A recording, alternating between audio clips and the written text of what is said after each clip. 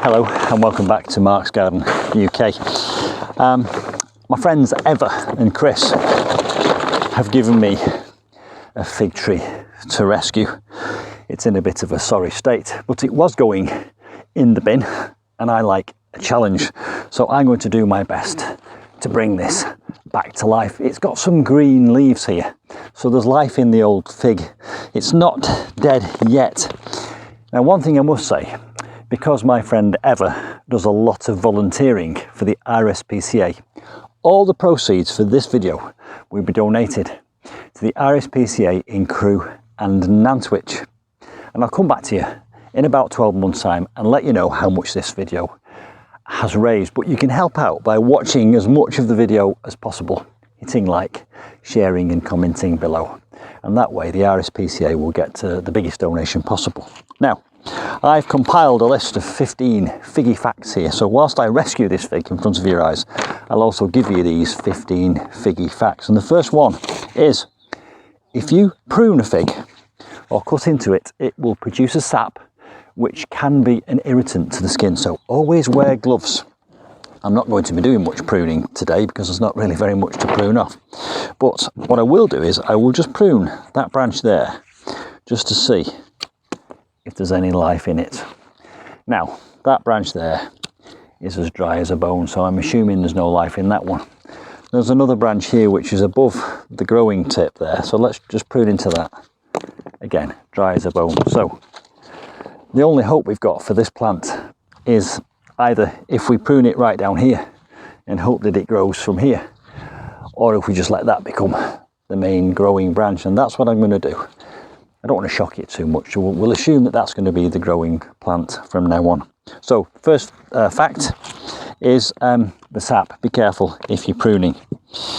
Now, these figs are native to Syria or Persia, where they live on rocky mountaintops. So what you've got to try and do is emulate this plant's growing conditions. It lives on rocky mountaintops. So it's evolved to send out lots of roots, and in particular, a deep taproot where it will go looking for the water in the aquifers. So if you're planting it in a pot, try and get a deep pot. Now, this is the deepest pot I've got. If you're planting it in the ground, you can actually deliberately restrict the root growth by putting paving slabs around the bottom of the hole, and also by putting rocks in the bottom of your pot, which is what I'm doing here. So that really is my attempt to sort of emulate the natural growing conditions of the fig. Now, another fact for you. If you plant the fig in too fertile soil, it will grow lots of leaves but no fruit. So the objective really is to not give it too much food, but if you don't water it enough, it will drop its leaves. So the key thing there is don't overfeed, but do keep it moist. Don't let it dry out.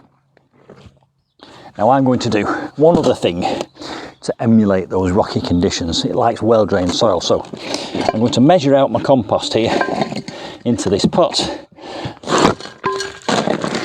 and then I'm going to add a few handfuls of gravel, and that will emulate that rocky rocky soil that it lives in its natural environment. So let's just see how much compost we need by filling this up,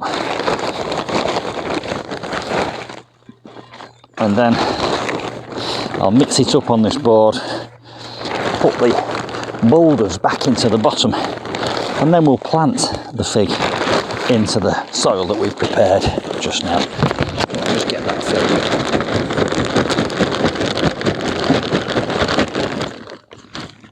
Now, I'm putting enough in there such that I can leave a gap at the top, because I'm also going to top dress it with some gravel, because I think top dressing with gravel looks good. It suppresses weeds. It also helps to retain moisture, but also it will act as a ballast for this rather tall leggy plant that hasn't got a lot of roots. So we'll tip this out, we'll mix this all in,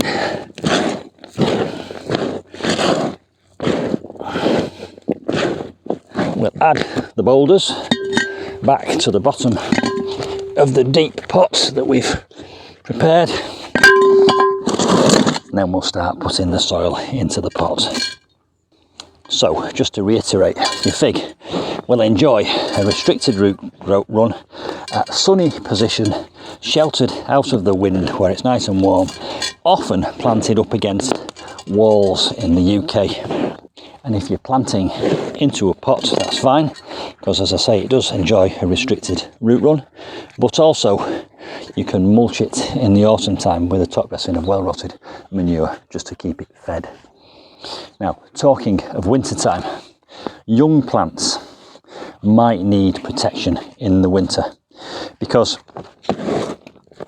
once they become slightly more mature, they can cope with the UK climate, but younger plants might be susceptible to frost damage. So what you can do in the winter time is wrap it in horticultural fleece around the top there, and that might well help with the fruiting as well, and I'll talk to you about fruiting in a moment. Now, figs, talking of fruiting, figs can fruit twice in a year. Now, in the UK, your fig will set little fruiting buds in the autumn time, and those will go through the winter and then ripen up through the spring and into the summer. At the same time, into the spring and early summer, it will set more buds for what they call the main crop. So we've had the braba crop, which was the ones that were produced on last year's growth, and they will be maturing and ripening into the summer. And then in the next year, they'll produce a main crop. And those, in their native climate where it's really hot, they would ripen in the same year. But because we're in the UK and we kind of run out of light and we run out of heat, the chances are the main crop is not going to get the opportunity to ripen. So if you're getting ripe figs in the UK, it's probably the braba crop, which was set last year and are now ripening this year. And that's significant because it impacts the pruning.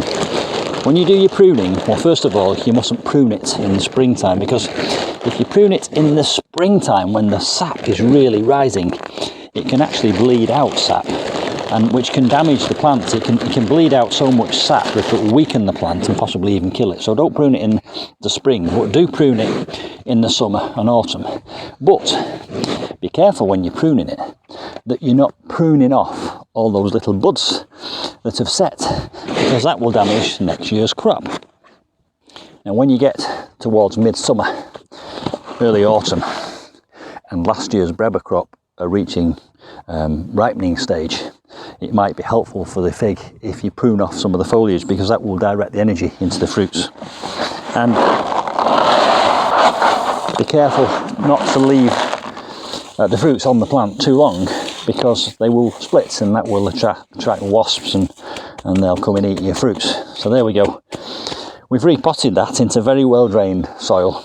It's not over fertile, it's just basic compost. I didn't add any slow release because I don't want to overfeed it, and I've top dressed it with gravel. The gravel will suppress weeds, retain moisture, and it will also act as a ballast until that sends down some lovely new roots. Now this fig has still got a label on it, and the label says it's a Brunswick fig, which I know from my research is one of the ones that's particularly suitable for growing in the UK. Another fig that's particularly suitable for growing in the UK is one called brown turkey. And brown turkey has actually got the RHS Order of Merit as a plant, and that means that it is particularly suited for growing in the UK. So there we are, fig tree rescue and 15 figgy facts. I'll put these figgy facts in the description box below this video.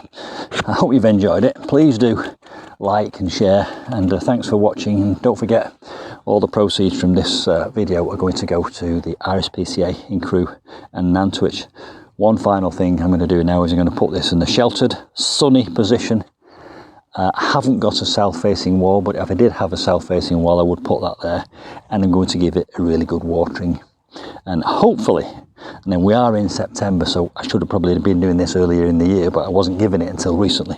Hopefully that will get some nice roots going before we get into the cold season.